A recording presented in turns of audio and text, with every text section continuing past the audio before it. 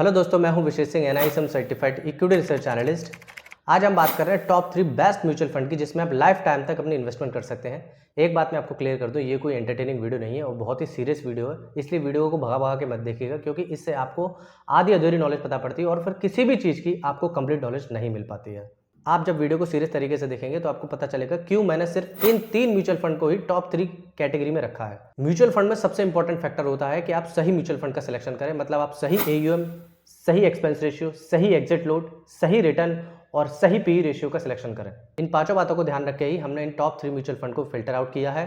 चलिए शुरू करते हैं, लेकिन शुरू करने से पहले मेरे चैनल को सब्सक्राइब कर लेना और मेरी फैमिली का हिस्सा बन जाना, क्योंकि मैं एवरी वीक पर्सनल फाइनेंस और स्टॉक मार्केट से रिलेटेड ऐसी फ्रीक्वेंट वीडियो लाता रहता हूँ। हमने सिर्फ 3 कैटेगरी के म्यूचुअल फंड को ही कंसीडर किया है, जिसमें सबसे पहला है इंडेक्स फंड। इंडेक्स फंड वो फंड है जो निफ्टी 50 को ट्रैक करते हैं। ये काफ़ी स्टेबल होते हैं और मार्केट में जो भी वॉलेटिलिटी होती है उससे आपको बचाता है, तो ये काफ़ी स्टेबल फंड है, इसलिए हमने इंडेक्स फंड को कंसीडर किया है। दूसरा है फ्लेक्सी कैप फंड। ये फंड आपके इन्वेस्टमेंट को 3 कैटेगरी में इन्वेस्ट करता है। पहला लार्ज कैप फंड में इन्वेस्ट करता है, दूसरा मीडियम कैटेगरी की कंपनी में इन्वेस्ट करता है, तीसरा स्मॉल कैप में इन्वेस्ट करता है। तो पूरी तरीके से ये डाइवर्सिफाई करता है आपके पोर्टफोलियो को, इसलिए हमने फ्लेक्सी कैप फंड लिया है। और तीसरा लिया हमने small cap fund. Small cap fund वो फंड होते हैं जो स्मॉल कैप कैटेगरी की कंपनियों में इन्वेस्ट करते हैं और इसमें ग्रोथ के ज़्यादा चांसेस होते हैं, तो इसलिए मैंने स्मॉल कैप कैटेगरी के फंड को लिया है। तो सबसे पहला म्यूचुअल फंड बताने से पहले मैं आपको क्लियर कर दूं, अब जो भी मैं म्यूचुअल फंड आपको बताऊंगा उसकी वजह जरूर बताऊंगा कि क्यों मैंने इसी म्यूचुअल फंड को कंसीडर किया है। क्योंकि देखो, आपका ना बहुत हार्ड अर्न मनी होता है, किसी भी वीडियो पर ब्लाइंडली ट्रस्ट करने से पहले उसकी वजह जरूर जाने। म्यूचुअल फंड 3 म्यूचुअल फंड तो मैं आपकी स्क्रीन पर अभी लगा के चला जाऊंगा और आप देख के चले भी जाऊंगे, लेकिन उसकी वजह जब तक आपको क्लियर ना हो, आप किसी भी फाइनेंशियल मॉडल में इन्वेस्ट ना करें, एक सिंगल पैसा भी इन्वेस्ट ना करें जब तक आपको उसकी वजह क्लियर ना हो। क्योंकि देखिए, इस पैसे पर आपका ही हक नहीं, आपके फैमिली, आपके बच्चे, आपके पेरेंट्स, सब पर इस पर बराबर हक है, तो इसलिए बहुत सोच समझ कर इन्वेस्ट करें। जब तक आपको वजह क्लियर ना हो तब तक आप उसमें एक सिंगल पैसा भी इन्वेस्ट ना करें। तो सबसे पहला म्यूचुअल फंड जो मैंने लिया, आपकी स्क्रीन पर दिखाई दे रहा होगा, UTI निफ्टी 50 इंडेक्स फंड। मैं पहले बता चुका हूं, ये मैंने सबसे पहला फंड लिया है वो इंडेक्स फंड जो निफ्टी 50 को ट्रैक करता है। अब इसके बात कर लेते हैं इसके रिटर्न की। पहले इसको मैंने क्यों कंसीडर किया, इसके बारे में जानने से पहले हम पता कर लेते हैं इसका रिटर्न कैसा है, इसने रिटर्न कैसा दिया, फिर मैं आपको बताऊंगा क्यों मैंने इसको कंसीडर किया है। देखिए, लास्ट 1 ईयर के रिटर्न इसने दिए लगभग 25.40%, जो कि अच्छे खासे रिटर्न है, और ये CAGR मैं बता रहा हूं आपको।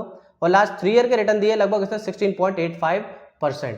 ठीक है, अब हमने रिटर्न तो देख लिए, अब इसके पीयर कंपैरिजन की बात कर लेते हैं और मैंने क्यों इसको लिया है अब आपको पता पड़ जाएगा।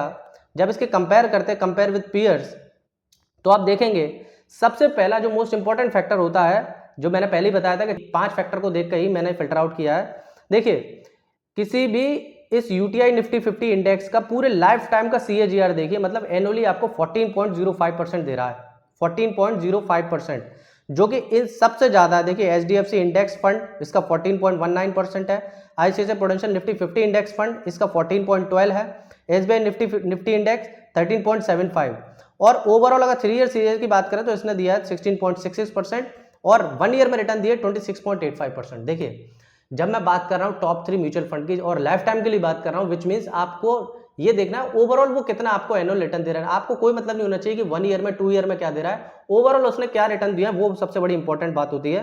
तो ओवरऑल में आप देख सकते हैं UTI निफ्टी 50 इंडेक्स फंड ने लगभग 14.05 के रिटर्न दिए हैं। कितने रिटर्न दिए 3 ईयर में?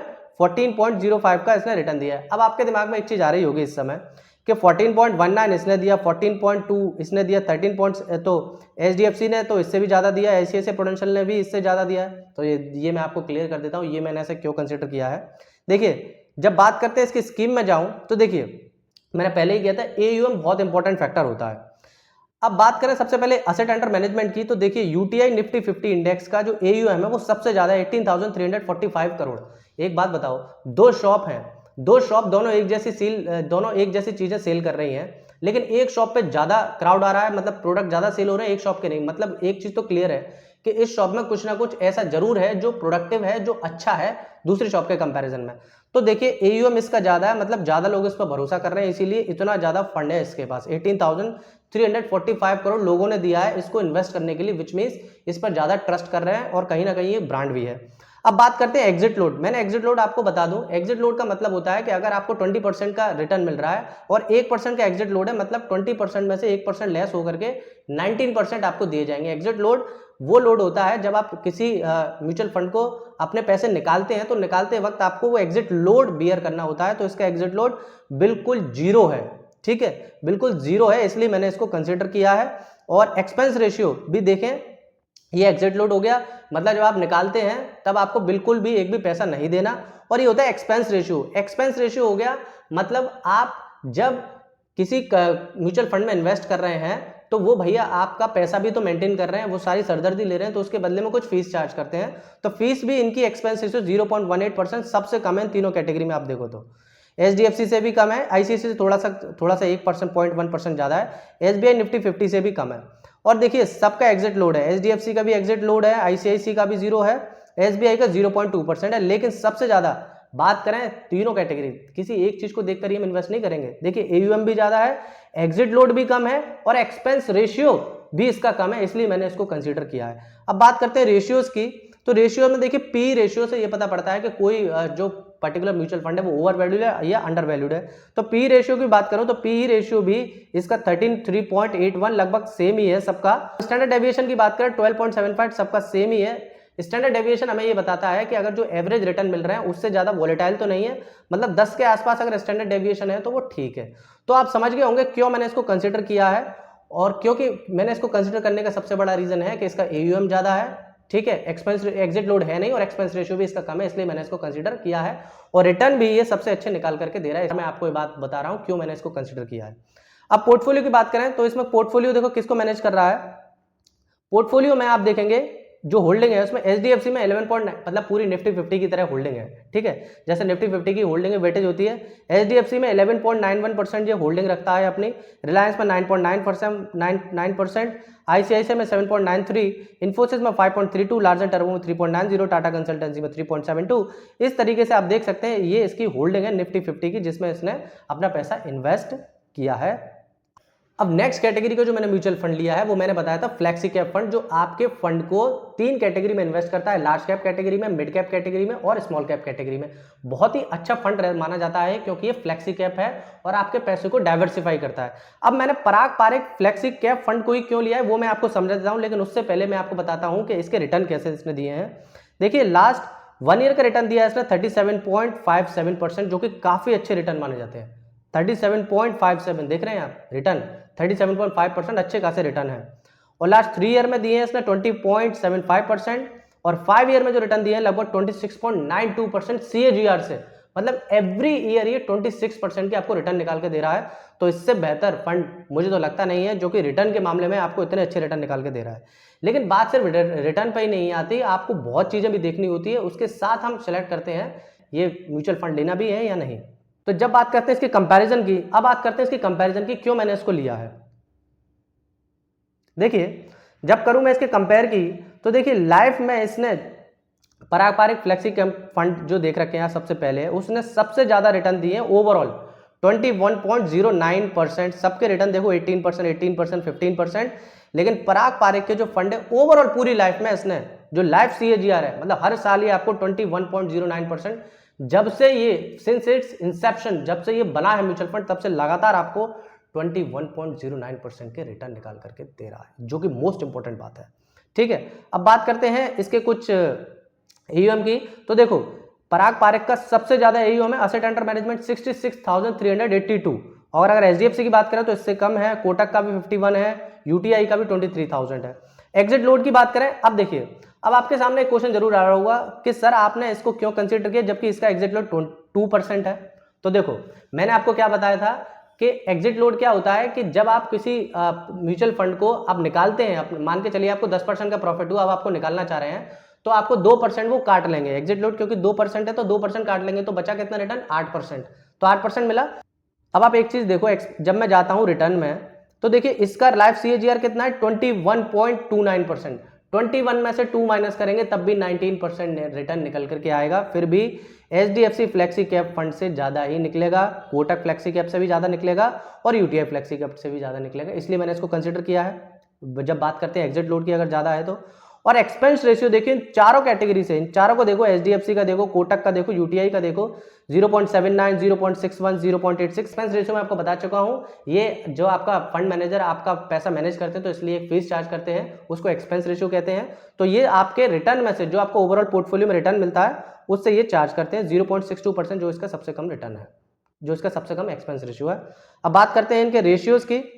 तो रेशियोज की बात करें तो देखिए पी रेशियो 26.24 जो कि सबसे कम है, मतलब सबसे अंडर वैल्यूड है पराग पारेख, इसलिए मैंने भी इसको कंसीडर कर लिया है, इसलिए मैंने इसको कंसीडर किया है। और एचडीएफसी का 38, कोटक का 40, यूटीआई का 60, लेकिन इसका सबसे कम पी रेशियो आप देख सकते हैं। स्टैंडर्ड डेविएशन भी मैंने आपको बताया जितना 10 के नजदीक होगा उतना ज्यादा अच्छा वो माना जाता है स्टैंडर्ड डेविएशन, मतलब इतनी कम वोलेटिलिटी है इसके रिटर्न के कंपैरिजन में।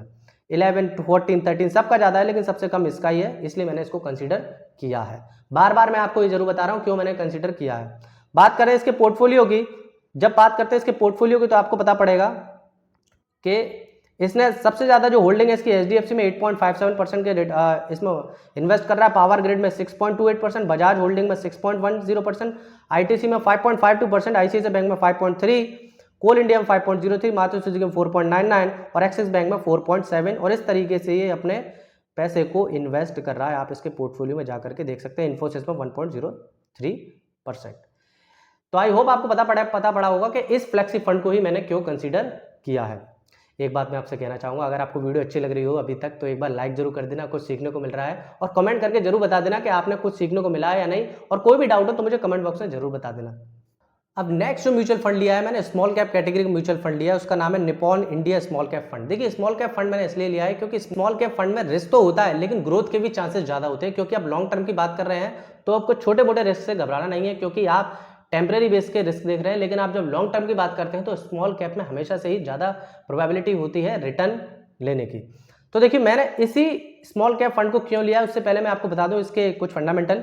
लास्ट 1 ईयर में इसने रिटर्न दिया है, आप देख सकते हैं स्क्रीन पर 55.72% के रिटर्न दिए लास्ट 1 ईयर में, और 3 ईयर में इसने रिटर्न दिया है लगभग 33.71%। अब इसके की मैट्रिक्स की बात करें तो इसने एक्सपेंस रेशियो है इसका 0.64%, जो कि बहुत कम एक्सपेंस रेशियो, बहुत बड़ा ज़्यादा एक्सपेंस रेशियो नहीं है। P ratio 52.63। अब आपको लग रहा होगा सर इसका पी रेशियो तो बहुत ज़्यादा है। देखिए पी रेशियो, क्योंकि ये स्मॉल कैप कैटेगरी की फंड है तो इसमें ज़्यादा ओवर वैल्यूड होने के चांसेस हमेशा से ज़्यादा होते हैं, क्योंकि लेकिन ये रिटर्न आपको अच्छा खासा निकाल करके देते हैं, तो इसलिए पी रेशियो 52.63% बहुत ज़्यादा मैटर नहीं करता। कैटेगरी का भी पी रेशियो आप देख सकते हैं 51 इस पूरी इंडस्ट्री की कैटेगरी का भी रेशियो 51.46% है, इसलिए ये बहुत बड़ा कंसर्न नहीं है। और कैटेगरी का एक्सपेंस रेशियो देखें तो देखो इस कैटेगरी के फंड के एक्सपेंस रेशियो है 1.22%, लेकिन इसका एक्सपेंस रेशियो कितना है 0.64%, इसलिए मैंने इसको कंसीडर किया है। जब बात करते हैं इसके पोर्टफोलियो की तो ये कहां पर अपना पैसा इन्वेस्ट कर रहा है, तो देखिए ये अपना पैसा इन्वेस्ट कर रहा है, देखो ये भी एचडीएफसी में 1.98%, ट्यूब इन्वेस्टमेंट ऑफ इंडिया में 1.89%, किर्लोस्कर में 1.65%, वोल्ट मैप ट्रांसफॉर्मर में 1.55%, अपार में, तेजस में, भारत हेवी इलेक्ट्रॉनिक्स में, multi commodity, Elantas, State Bank of India, Dixon, करुण वायस्कार, एनएलसी, किर्लोस्कर, और इस तरीके से आप देख सकते हैं इन कंपनियों में ये अपना पैसा इन्वेस्ट कर रहा है छोटे छोटे अमाउंटों में। देखिए ये काफी diversify small cap mutual fund है जिसने छोटा छोटा investment her most of the small cap category की कंपनियों में किया है। तो ये काफी अच्छा एक मौका है आपके पास इस तरीके के म्यूचुअल फंड को कंसीडर करने में, और काफी अच्छा रहेगा जब आप इसको लॉन्ग टर्म के प्रोस्पेक्टिव में लेते हैं। तो इस तरीके से मैंने आपको 3 पोर्टफोलियो बताए जो कि म्यूचुअल फंड के पोर्टफोलियो जिसको आप कंसीडर कर सकते हैं लाइफ टाइम के लिए। एक तरीके से आप इसको कंसीडर करें, और अगर आप इसमें इन्वेस्टमेंट करना चाहें तो अपने फाइनेंशियल एडवाइजर से एक बार राय लेकर के इसमें आगे बढ़ सकते हैं।